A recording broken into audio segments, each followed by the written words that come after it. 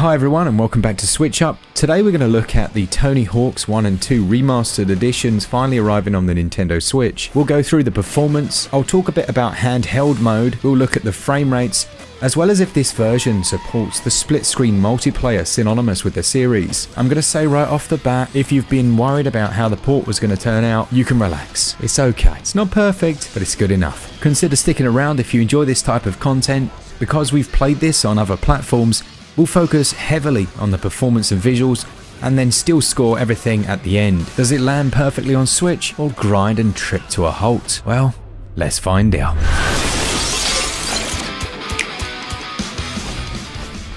It's been quite some time since the PlayStation and Xbox One versions came out back in September of 2020, with the next-gen consoles seeing the release in March 26th of this year. But finally, just a few days after my birthday, we have the Nintendo Switch version. And my biggest concern, as I know already how it plays, is how it performs.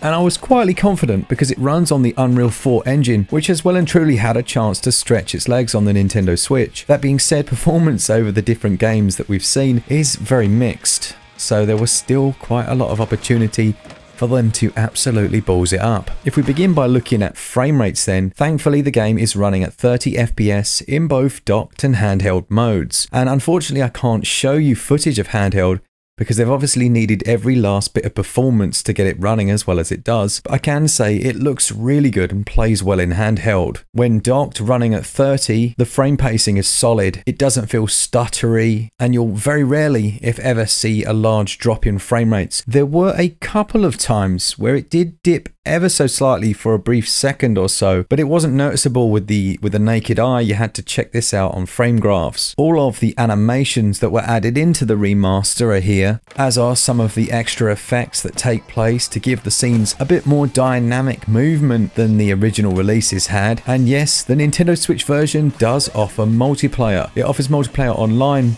but the one that might affect the performance is split screen. It's still here, but, well, I guess you could say this is where the most sacrifices were made. They've maintained 30 FPS, so hats off to them for that. However, that resolution has seen a big hit. It's not native in the single player experience, but when you're in multiplayer, I'd say this is dropping 540p and potentially below. Does it hinder my enjoyment of pretending to play with two players but having two controllers on my lap? Ay caramba. No, it doesn't. It's still very fluid and smooth, and beating myself over and over again was was a real joy. If it makes you feel any better, I won, so yeah.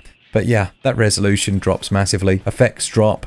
The shadow resolution also takes a large hit in split screen mode, but the fun remains. And that, let's be honest, is all that matters. Let's take a look now at visual clarity. This again is a mixed bag. At first glance, when in motion, the game looks very nice, chiefly down to that consistent frame rate, but as far as textures and overall resolution go, there's definitely a drop on the Switch version. Shadow maps and resolution for your character aren't too bad, but there are other shadows in the world, ones that are very low, and man could they do with some multi-sample anti-aliasing to remove their own jaggy edges. There's a touch of pop-in for some of the items in the world. The main geometry is fine, it's the level of detail on some of those smaller, less noticeable objects. And while there's not really any pop-in in the game, I did notice a few static objects appearing on certain surfaces as I moved around. Again, it's not something you're really going to notice when the game's in action unless you're pausing it and creating a video on the performance.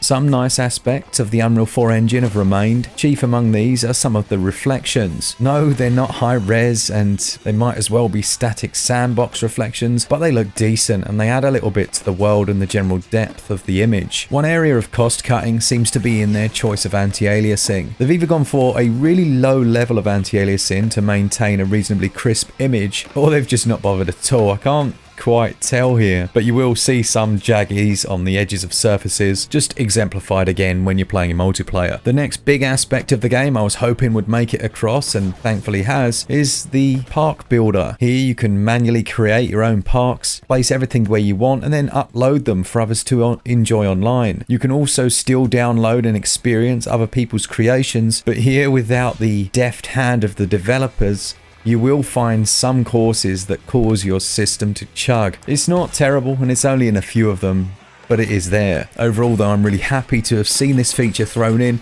because you will find all kinds of bizarre tracks, like this little roller coaster. It adds to the longevity of an already excellent game, and it's just a damn fun feature for spending hours creating something that others can enjoy. Reminds me of the days when I used to create Unreal Tournament maps. Half of you are saying, what's Unreal Tournament? And the other half are like, man, what a game. Overall then, the visuals and performance, they're not perfect, but frame rate is king and it wins out here. Load times are decent across the board. You won't find yourself waiting overly long. And when you have to quickly restart, it's only a few seconds before you're dropped back into the action. Character models and designs look okay, although a little bit pixelated. And handheld play is a real treat, almost like it's the way Tony Hawk's was meant to be played. Visuals and performance on the Switch version scores 15 out of 20.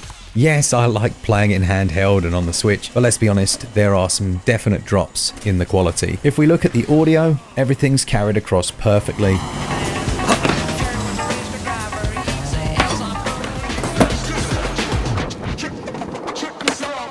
From the sound effects to the brilliant soundtrack, as well as the new tracks that were included for the remastered edition. It always did have one of the best soundtracks, and it's only better now. Sound effects have carried across, even down to some of the more irritating ones that were parts of the original, and a few new additions. The audio quality though seems to be of a good standard. Overall, sound and audio scores 18 out of 20. As far as gameplay goes, well, it's classic Tony Hawk's. You hold a button to ready for a trick. When you take off from the edge of a surface, you can hold forward to move over it, or you can let go to essentially send yourself vertically to do tricks. And then you use a combination of the triggers, the analog sticks, and no small amount of luck to pull off ridiculous combinations of tricks. When you land on a surface, you'll be trying a manual by pressing up and down quickly, and then continue the flow of that move from surface to surface, pulling off pure skateboarding poetry in motion. Or, as I found out rather quickly, failing repeatedly, which was very upsetting. Once you've got used to the rotations again, landing those manuals, and then chaining it all back together though, it really is a delightfully simplistic yet strategic and challenging game. Balancing those manuals and grinds and then aiming for the different challenges in each stage is actually a very tight and well structured skateboarding game that I don't think has been beaten since it came out. We've had a couple come close, but it remains the classic it is because of that core gameplay. As you complete more challenges, you'll unlock new stages, gain loads of cash from doing well, hopefully, and be able to spend it on new decks, decals, different characters, as well as upgrading their stats, which has a big impact on the way they handle. I was pleased to see that they'd included some of the Tony Hawk's underground tricks, such as the reverts, spine transfers, and wall plants, and as well as a few different control schemes to suit any player. If you're really struggling, then you can turn on the option not to hurt yourself when you fall over and just continue and allow for perfect grinds and manuals just to make it that bit easier. I'm not entirely sure why you'd do that, but to each their own. And having said that, I think my 5 and 8 year old will probably be smashing that one right on. As I said in the previous section, I really feel like Tony Hawk's is the perfect game for handheld play. I give gameplay 19 out of 20, and those controls are also on point, if not quite as good. They score 18 out of 20. Tony Hawk's Pro Skater 1 and 2 is going to set you back £39.99 and can be had physically as well. The deluxe edition will be £49.99, which includes additional skins, skateboards, clothing options, and other bits and bobs which won't really make the blindest bit of difference to your experience. I absolutely think the games offer an incredible amount of value, with tons of brilliantly designed levels, multiplayer online, local split screen, loads to unlock, 37 new tracks added to this version, and then the Creator Park, which essentially gives you infinite amount of skateboarding action. If you're at all interested in skateboarding or you played the original, you will absolutely love having this on your Switch. It's the same price across the board with the PlayStation and Xbox versions, and it's one of those times where the handheld genuinely adds something to your experience. I give value 17 out of 20.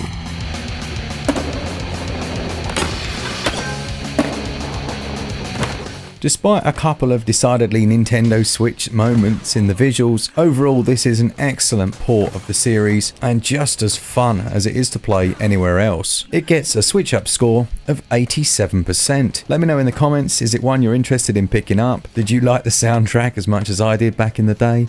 And yeah, thanks so much for watching. If you enjoyed it, stick around. And as always, for all things Switch, all the time, keep it Switch up. Cheers, guys. See ya!